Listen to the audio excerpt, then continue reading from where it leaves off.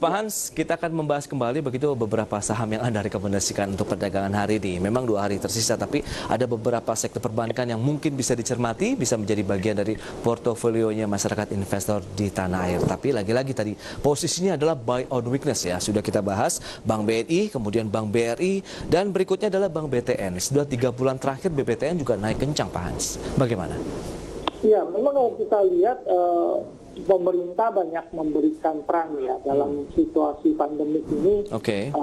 Rata-rata orang kan mengharapkan memang stimulus pemerintah ya. John Maynard bilang ketika krisis terjadi, ekonomi akan bergerak turun ke bawah. Nah, peran pemerintah lewat belanja pemerintah dan subsidi ini membantu gitu.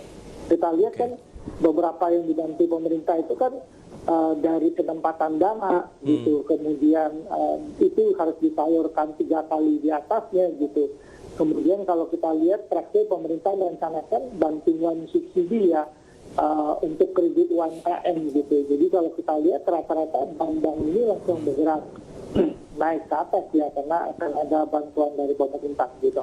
Baik. Tapi ya. Masuk di level berapa untuk Bank BTN nih Pak Hans, kalau misalnya Anda rekomendasikan buy on weakness? Iya, tadi saya pasang di 315 sampai 1370 ya area buy weakness kita untuk Bank BTN gitu. Oke, 1315, 1370. Iya.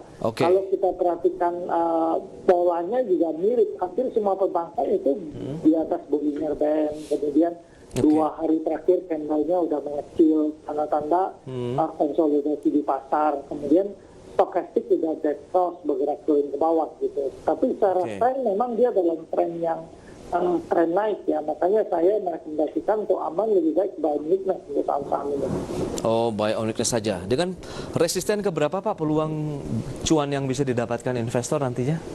Ya, resisten terdekat sekarang ada di 15 ya. Jadi kalau kita lihat hari ini mengalami kenaikan kan tentu kalau kita membeli sekarang kan sangat berisiko bagi kita ya, karena potensi ekspor kita mulai terbatas dan turunnya lebih banyak gitu, sehingga kita harus lebih rasional ketika melakukan pembelian. Baik, itu dia untuk Bank BTN. Berikutnya ada sektor perbankan juga ini, Bank Mandiri yang Anda rekomendasikan Pak Hans. Apakah juga sama strateginya? Bagaimana dengan entry level di 5500 begitu, 5500 sampai dengan 5700 tadi? Ya, Bank Mandiri juga kalau kita lihat sebenarnya tren saham-saham ini rata-rata naik semua ya gitu. Jadi dalam tren yang naik ini sebenarnya strategi kita memang kalau lagi naik kita lebih dari weakness ya untuk mengoptimalkan potensi keuntungan kita gitu. Jadi ketika ada koreksi 2 hari udah tertekan turun, makanya kita lebih rekomendasi buy weakness ya, dan sebenarnya berapa poin lagi ya menuju daerah bagian kita. Baik Pak Hans, itu dia untuk Bank Mandiri. Bagaimana peluang resistennya? Lagi-lagi kalau kita bicara entry level tentu ada gain yang ingin didapatkan juga dong. Tapi kan ini lebih kepada untuk jangka menengah panjang seperti yang Anda katakan, karena ini sudah naik kencang juga dalam pergerakannya 3 bulan terakhir. Jadi memang rawan profit taking. Jadi sebaiknya kita bersabar menunggu pada saat ada koreksi baru kita mengambil posisi beli. Nah, untuk Bank Mandiri bagaimana setelah masuk di 5700 tadi Pak Hans? Ya, resisten terdekat di 6275, jadi resisten terdekatnya ya, jadi ini high terakhir sebelumnya gitu. Jadi posisi sekarang kan agak dekat ke resisten, kalau dari weakness upside potensi lebih terbuka bagi kita.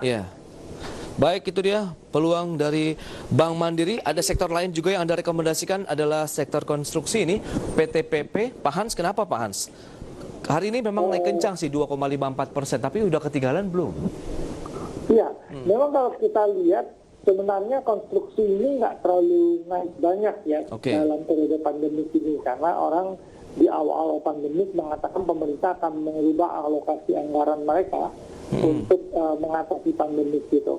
Tapi kembali lagi saya lihat bahwa sebenarnya di dalam periode krisis saat ini ya, krisis kesehatan yang mengganggu ekonomi kita gitu, strategi yang terbaik yang pemerintah harus lakukan adalah belanja pemerintah dinaikkan gitu. Jadi salah satu belanja yang perlu pemerintah naikkan kembali yang perlu dilakukan adalah di sektor konstruksi gitu ya, karena domino efek konstruksi ini besar, biasanya periodenya juga butuh waktu. Tetapi begitu orang kerja, proyek jalan, itu kan langsung ada domino efek demand-nya meningkat gitu.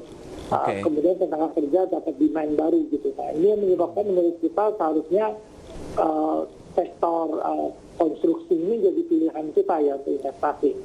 Oke, berarti bisa menjadi pilihan kalau PTPP tadi 915 kah entry level yang Anda sarankan, Pak Hans? Memang sih semuanya hari ini rekomendasi Anda naiknya kencang loh Pak, rata-rata 1,5 bahkan sudah ada yang 2%-an. Nah, kalau melihat kondisi seperti ini kan nampaknya ada yang tidak bersabar, begitu akhirnya coba riding, ikut mengambil posisi beli. Bagaimana dengan kesempatan mereka yang sudah masuk duluan misalnya Pak Hans?